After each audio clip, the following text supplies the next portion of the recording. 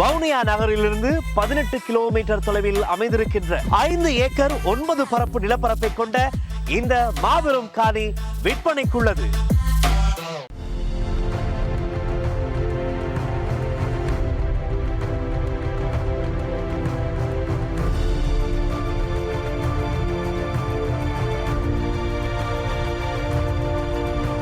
வணக்கம்.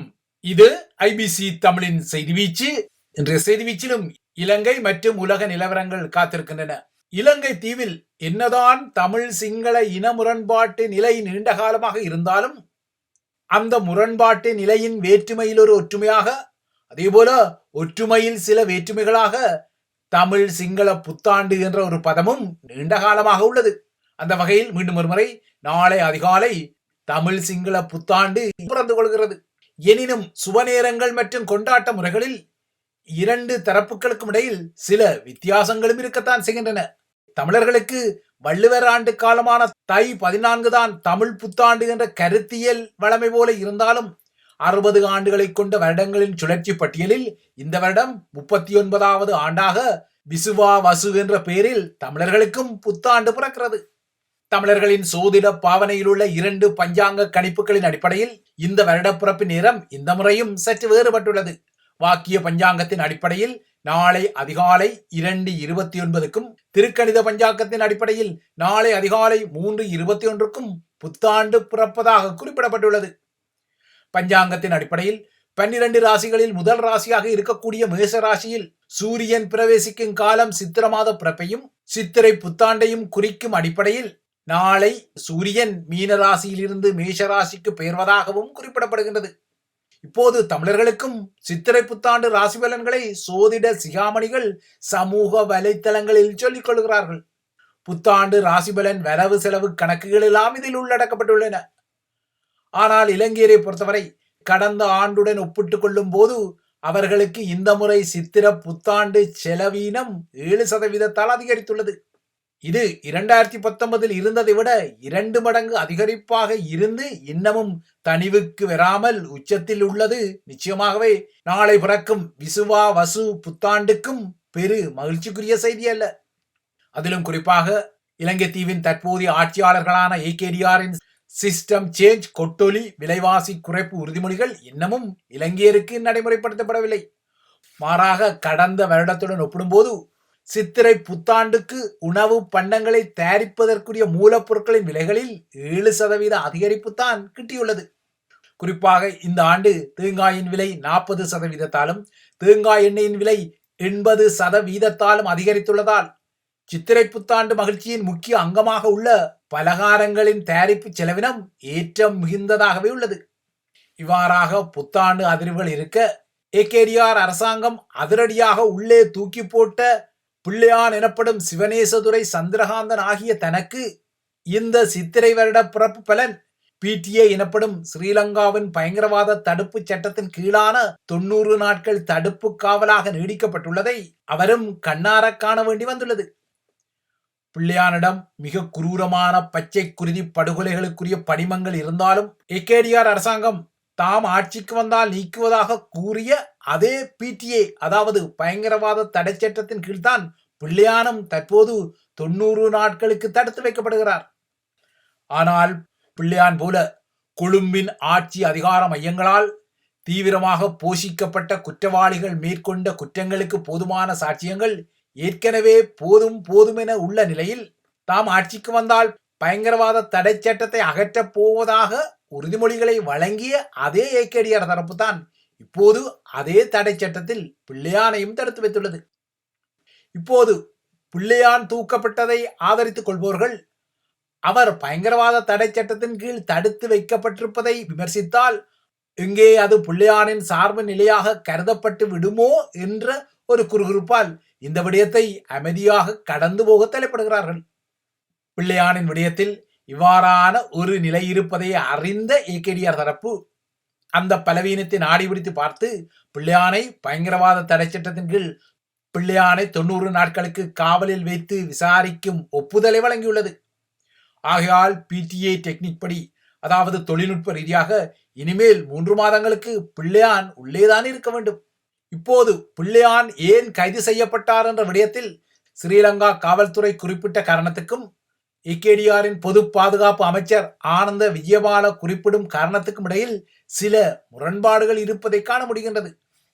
2006 கிழக்கு பல்கலைக்கழக துணைவேந்தர் பேராசிரியர் சிவசுப்பிரமணியம் ரவீந்திரநாத் கடத்தப்பட்டு காணாமலாக்கப்பட்ட சம்பவம் தொடர்பான விசாரணைகளுக்காகவே பிள்ளையான் கைது செய்யப்பட்டதாக ஸ்ரீலங்கா காவல்துறை கூறிக்கொள்கிறது.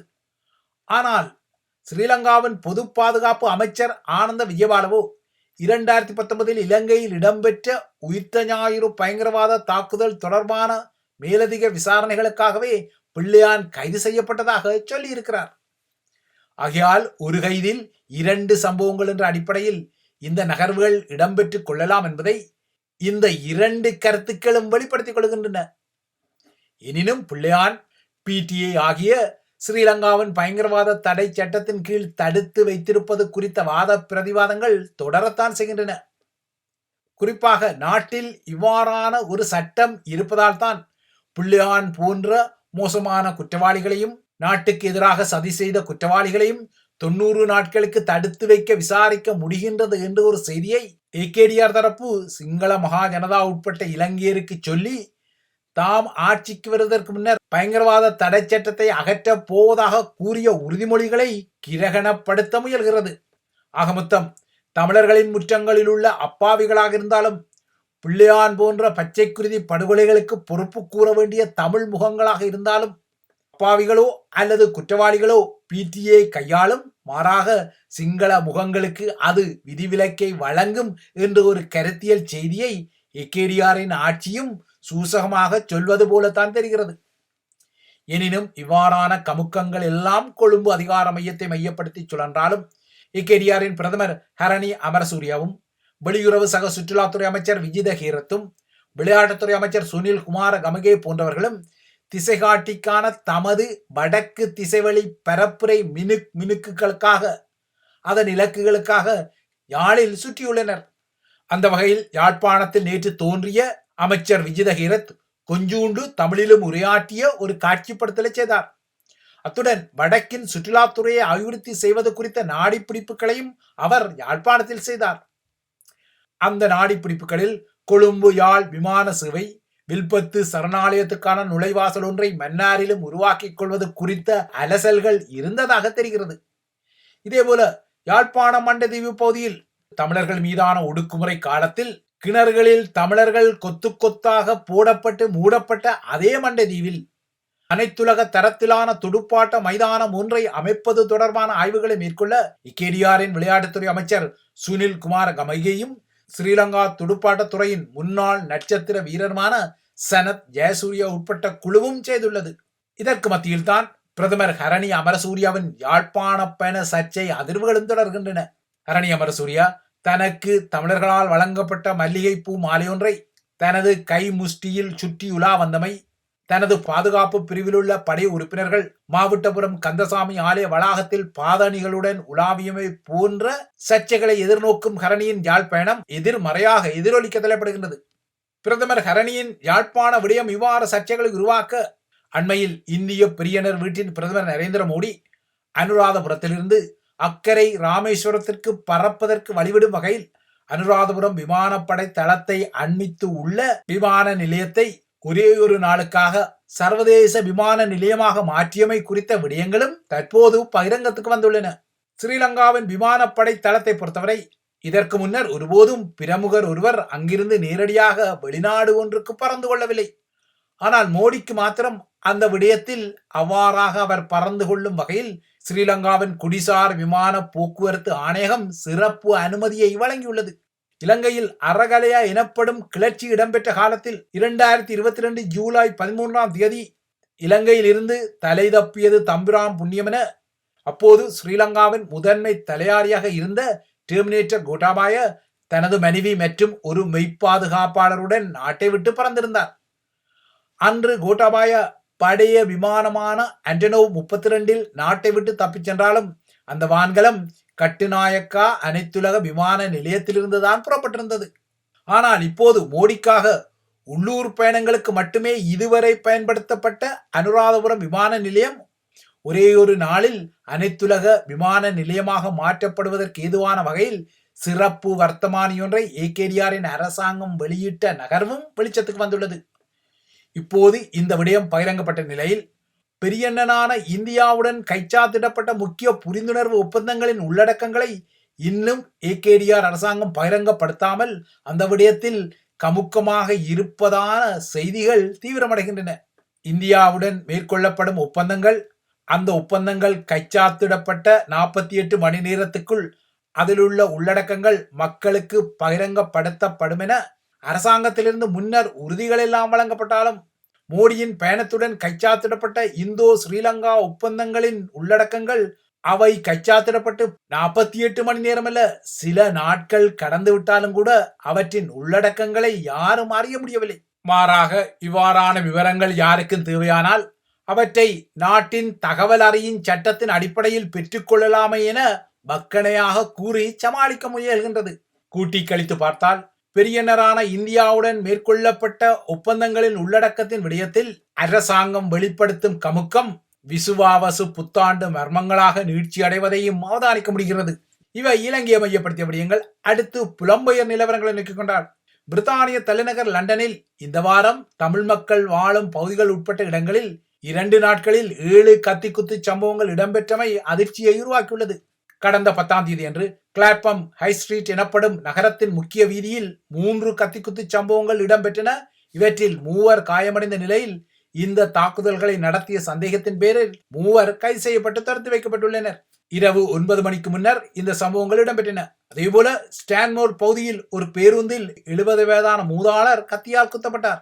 இதேபோல பிளம்ஸ்டெட் பகுதியில் உள்ள ஒரு மசூதிக்கு வெளியே 11ஆம் தேதி அதிகாலை ஒருவர் கத்தியால் குத்தப்பட்டார். இதற்கு முன்னர் கடந்த 9ஆம் தேதி அதிகாலையிலும் வான்ஸ்வொர்த் பகுதியில் 20 வயதான ஒருவர் கத்தியால் குத்தப்பட்டுள்ளார்.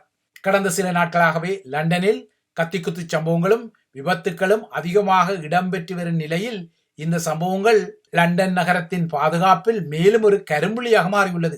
அடுத்து உலக நிலவரங்களை நோக்கிக் கொண்டால் ஈரானுக்கும் அமெரிக்காவுக்கும் இடையில் நேற்று ஓமானில் அந்த நாட்டின் அனுசரணையுடன் நடந்த அணுசக்தி பேச்சுவார்த்தைகள் ஆக்கப்பூர்வமாக இருந்ததாக ஈரான் குறிப்பிட்டுள்ளது. அடுத்த சுற்று பேச்சுவார்த்தைகள் ஏப்ரல் 19ஆம் தேதி அன்று மீண்டும் ஓமானில் இடம்பெறும் எனவும் ஈரான் அறிவித்துள்ளது. நேற்று நடந்த இந்த பேச்சுக்கள் தான் அமெரிக்காவுக்கும் ஈரானுக்கும் இடையில் கடந்த 10 வருட காலத்துக்கு பின்னர் இடம்பெற்ற நேரடியான தொடர்பாடலாகும்.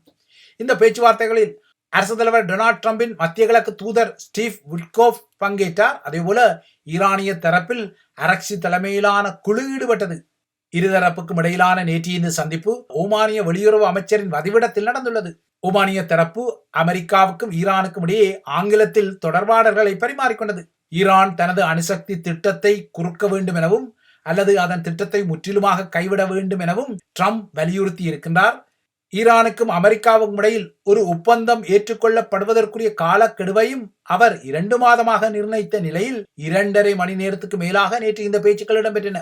ஈரானும் அமெரிக்காவும் தற்போது நேரடியாக பேச்சுவார்த்தைகளில் ஈடுபடுவது இஸ்ரேலிய பிரதமர் பெஞ்சமின் நெத்தன்யாவுக்கு திருப்தி அளிக்காத நிலையில் இந்த பேச்சுக்களை குழப்பும் வகையில் ஈரானிய அணுசக்தி திட்டத்துடன் தொடர்புடைய இலக்குகளை இஸ்ரேல் தாக்கிக் கொள்ள வாய்ப்பிருப்பதாக அமெரிக்க உளவுத்துறை எச்சரித்துள்ளது. ஆனால் தான் இவ்வாறான ஒரு தாக்குதலை நடத்தினால் அது டொனால்ட் ட்ரம்பை சீற்றப்படுத்தும் என்பதால் இஸ்ரேலுக்கு இந்த விடயத்தில் தயக்கம் இருப்பதாகவும் கூறப்படுகின்றது. இறுதியாக அமெரிக்காவுக்கும் சீனாவுக்கும் இடையிலான வணிக போர் தொடர்ந்தும் தீவிர நிலையில் உள்ள பின்னணியில் டொனால்ட் ட்ரம்ப் ஒரு யூவடிவ திருப்பமாக அமெரிக்காவுக்குள் இறக்குமதி செய்யப்படும் மின்னணு சாதனங்களுக்குரிய வரி விலக்கை அறிவித்துள்ளார். அமெரிக்கா எடுக்கும் நகர்வுகளுக்கு அஞ்ச போவதில் சீன அரசு தலைவர் ஜி ஜின்பிங் கூறிய நிலையிலும் சீனாவுக்குள் இறக்குமதி செய்யப்படும் அமெரிக்க பொருட்களுக்கான வரிகளை 125% உயர்த்திய நிலையிலும் ட்ரம்பின் இந்த தளர்வு வந்துள்ளது. ஸ்மார்ட் போன்கள் எனப்படும் நுண்ணறி கைத்தொலைபேசிகள், கணனி உட்பட்ட பல்வேறு மின்னணு சாதனங்களுக்கும் அவற்றின் பாகங்களுக்கும் தற்போது ட்ரம்பின் வரி விலக்கு அறிவிக்கப்பட்டுள்ளது. ட்ரம்ப் சீன பொருட்களுக்கான இறக்குமதி வரியை 145% உயர்த்திய பின்னர் உலகின் 2 பெரிய பொருளாதார நாடுகளுக்கும் இடையிலான முறுகல் அதிகரித்த நிலையில் ட்ரம்பின் இந்த தளர்வு வந்துள்ளது. அமெரிக்காவின் முக்கிய மின்னணு தயாரிப்புகளில் ஒன்றான ஆப்பிள் நிறுவனத்தின் ஐபோன் உற்பத்தி மற்றும் அதன் ஏனைய தயாரிப்பு பொருட்களில் 90%மானவை சீனாவை அடிப்படையாக கொண்டு தயாரிக்கப்பட்ட நிலையில் ட்ரம்ப் தற்போது எடுத்துள்ள இந்த வரி தளர்வானது இரண்டு நாட்டுக்கும் இடையிலான வணிகப் போரில் ஒரு கேம் சேஞ்சர் சூழ்நிலையை, அதாவது ஒரு மாற்றத்திற்கான சூழ்நிலையை உருவாக்கியுள்ளதான கருத்துக்களும் வந்துள்ளன. இவைதான் ஐபிசி தமிழின் செய்தி வீச்சு. தொடர்ந்தும் ஐபிசி தமிழுடன் இணைந்திருங்கள்.